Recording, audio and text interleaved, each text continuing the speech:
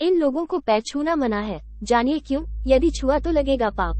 पैर छूने की परंपरा। भारतीय धर्म, संस्कृति और परंपरा में संतों के और बड़ों बुजुर्गों के पैर छूने की परंपरा है।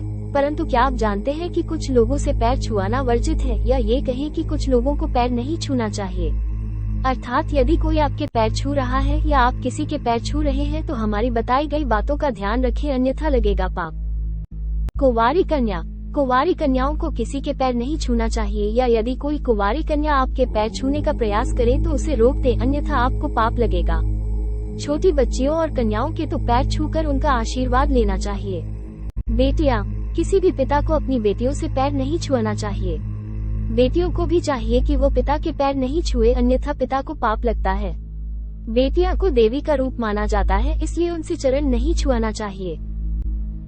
बहुएं। कुछ समाज में बहुएं अपनी सास के पैर छू सकती है, परंतु ससुर के नहीं, क्योंकि बहुएं घर की लक्ष्मी होती हैं। मंदिर में। यदि आप मंदिर में हैं और आपको वहां पर कोई बड़ा बुजुर्ग या सम्मानीय व्यक्ति मिल जाता है तो आप उसके पैर न छुएं, क्योंकि मंदिर में भगवान से बड़ा कोई नहीं होता।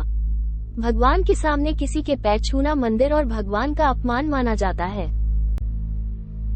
सोए हुए व्यक्ति के पैर छूना। यदि कोई व्यक्ति सो रहा है या लेटा हुआ है तो उस समय उसके पैर नहीं छूना चाहिए। ऐसा माना जाता है कि इससे लेटे हुए व्यक्ति की उम्र घटती है। केवल मरे हुए व्यक्ति के ही पैर छुए जाते हैं।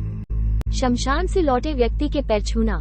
यदि कोई सम्मानित व्यक्ति या बड़े बुजुर्ग शमशान घाट से लौट रहे हैं तो उन्हें देखकर कई लोग उनके पैर छूने लगते हैं, जो कि गलत है।